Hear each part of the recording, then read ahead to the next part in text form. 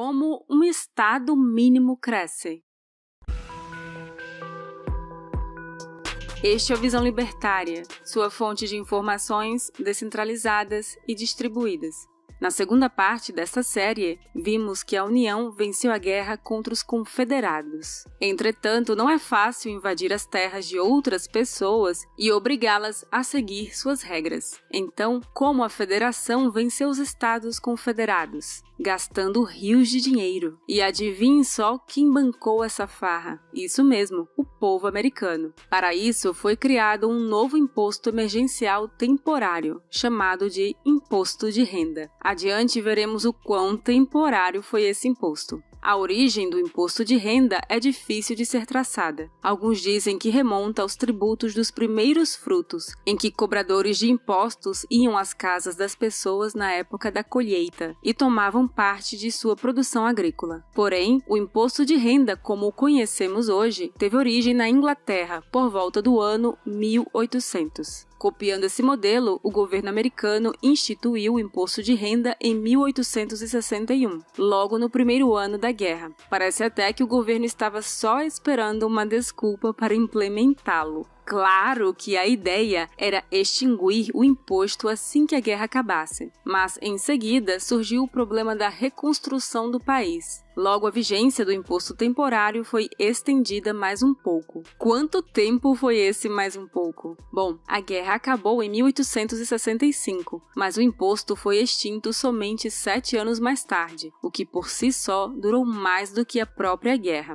E é claro que esse dinheiro foi utilizado somente na reconstrução do país, certo? Numa nota completamente não relacionada, os Estados Unidos compraram o Alasca da Rússia em 1867. Mas certamente o dinheiro da compra não veio do imposto de renda. Claro, os confederados tinham razão, o Estado estava crescendo por onde podia. A partir daí, os Estados Unidos entraram em diversos conflitos, como a guerra contra a Espanha, já mencionada no vídeo A Economia de Cuba. Mas essas intervenções eram majoritariamente externas, permitindo que o livre mercado enriquecesse a população. Porém, tudo mudou no final do século XIX. Em decorrência dos tempos sombrios vividos pelos americanos no século XIX, muitos afogavam as mágoas na bebida ou celebravam as conquistas com álcool. De fato, naquela época, os americanos bebiam em média 3 vezes mais do que hoje. Por causa disso, em 1873 e 74, um grupo de mulheres se reuniu em protesto contra o consumo indiscriminado do álcool. Com início em Ohio, um estado muito religioso, esse evento ficou conhecido como a Cruzada das Mulheres. Porém, diferente das cruzadas, esse movimento era pacífico e ético. Elas basicamente marchavam pelas cidades, proferindo cânticos religiosos e rezando de joelhos do lado de fora dos bares. Nunca chegaram a invadir a propriedade privada de outros. Que exemplo!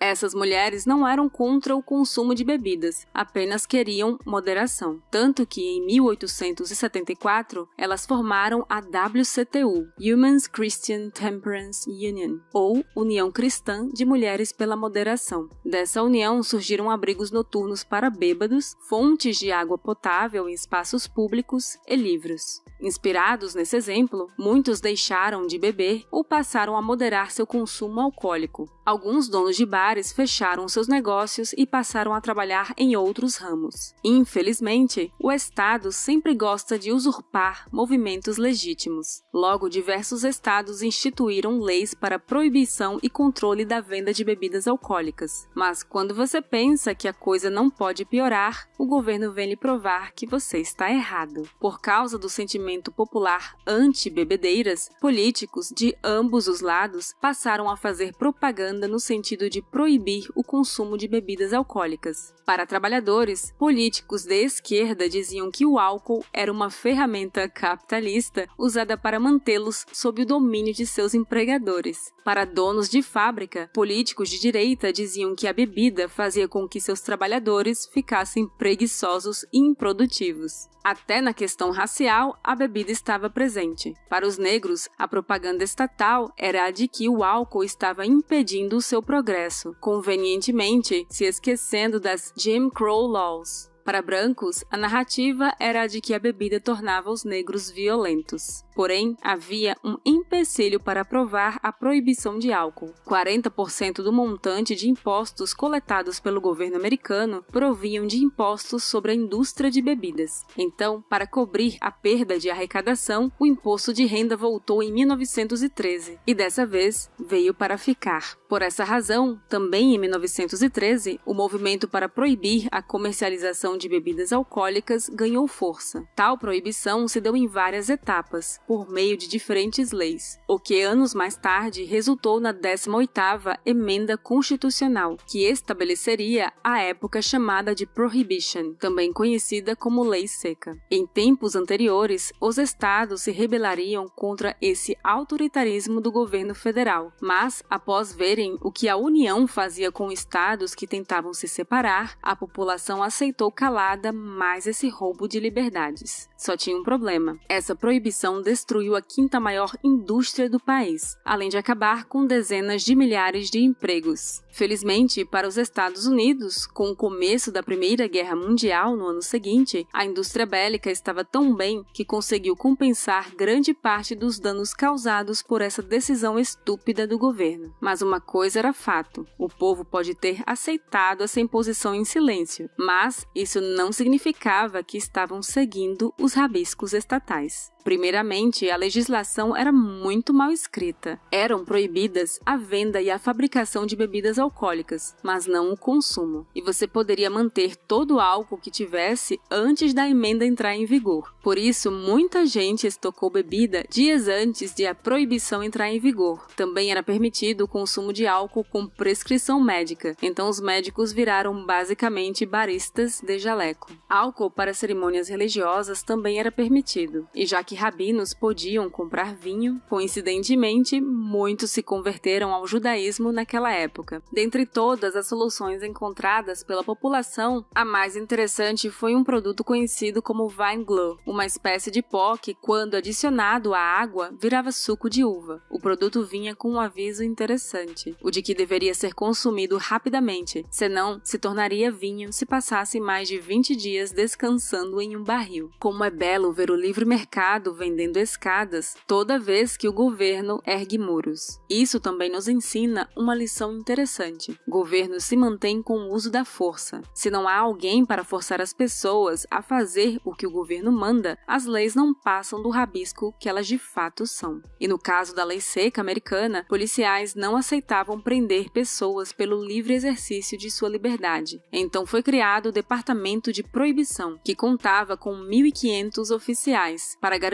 o cumprimento da lei em todo o país. Você já deve imaginar a eficiência desse departamento. Por causa da proibição, muitos começaram a produzir bebidas caseiras. Na verdade, foram encontradas máquinas destiladoras até mesmo em casas de políticos que apoiavam a proibição. Se você ainda espera a coerência de políticos, só posso dizer que cresça. Mas é claro que o governo não poderia deixar que isso continuasse. Então, a solução foi adicionar toxinas às matérias-primas utilizadas na fabricação de bebidas caseiras, resultando em envenenamento e mortes de milhares de americanos. É isso que os liberais chamam de Estado mínimo, né? Até mesmo navios carregados de bebidas ficavam bem na linha divisória de águas internacionais, livres da guarda costeira, fornecendo bebidas para todo o país, inclusive ao Congresso e à Casa Branca. O consumo de álcool era tão generalizado que novos estabelecimentos, chamados de speakeasies, que eram basicamente bares ilegais, ficaram tão populares e comuns que algumas residências eram constantemente confundidas com os mesmos. Foi necessário que seus moradores pendurassem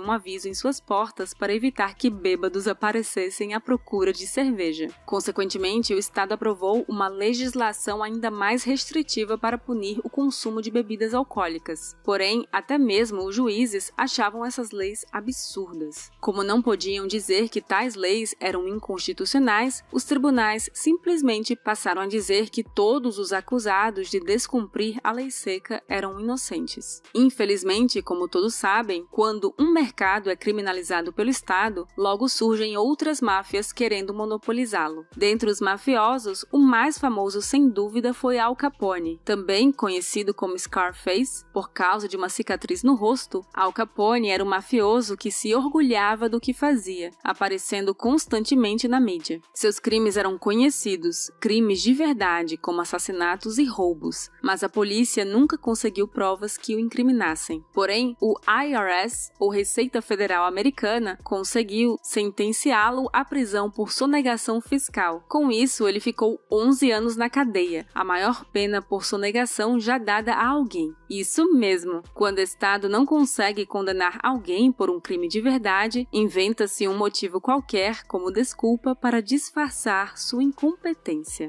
Aí está o seu Estado eficiente. Mas tudo começou a mudar, especialmente em decorrência da crise de 29. No canal Uncapsule Classic, você encontra um excelente vídeo explicando como o governo americano causou a crise de 29. Causas essas que o governo do atual presidente, Joe Biden, está seguindo à risca, em uma escala nunca antes vista. Mas o ponto aqui é que por causa da crise, 20% dos trabalhadores perderam seus empregos, e todos os milhares de empregos que poderiam ter sido criados pela indústria de bebidas estavam sendo barrados pelo governo americano, de forma que a população passou a exigir que o governo acabasse com a lei seca. Claro que o clamor popular não significava nada para o governo, mas lembre que, em consequência da crise, a arrecadação do governo também estava comprometida, e por isso, em 1933, a proibição acabou. E só para garantir, o direito ao consumo de bebidas alcoólicas foi incluído na 21ª Emenda Constitucional. A título de curiosidade, o imposto de renda que havia sido criado para compensar a perda de arrecadação pela proibição de bebidas alcoólicas continuou existindo mesmo depois que essa indústria retornou à legalidade no país. Esse exemplo mostra bem como um governo mínimo cresce. Ele se apodera de movimentos socioculturais legítimos e os torna parte da lei, obrigando-os à força. Assim, quando a opinião da maioria muda novamente, o governo não devolve as liberdades uma vez perdidas. Quer um outro exemplo? O fim de semana para descanso dos trabalhadores foi instituído por Henry Ford em 1926. Sim, o mesmo da marca de carros. Ele determinou que seus funcionários trabalhariam apenas 40 horas por semana. Com isso, outros empresários copiaram seu modelo, até porque a mão de obra estava trocando empregos cuja jornada de trabalho era exaustiva por outros com jornadas menores. Porém, em 1932, depois dessa prática se tornar generalizada, o governo americano decidiu obrigar que esse se tornasse o padrão. O Estado não pode ver benefícios gerados pelo livre mercado que rapidamente quer tomar os créditos para si. Não se engane, com o tempo todo o Estado tende a crescer, e quanto mais cresce, mais violento fica, tanto que a participação dos Estados Unidos na Segunda Guerra Mundial terminou com o lançamento de 2 bombas atômicas sobre civis. Mas essa história ficará para a próxima parte desta série. Obrigada por sua audiência. Este artigo foi sugerido e escrito por Liber Rhodes e revisado e narrado por Baby Yoda. Se você gosta do nosso conteúdo, inscreva-se no canal e clique no ícone de campainha para não perder os próximos vídeos. Se você quiser contribuir com o canal e sugerir uma pauta, vá ao nosso site visãolibertaria.com. Até a próxima!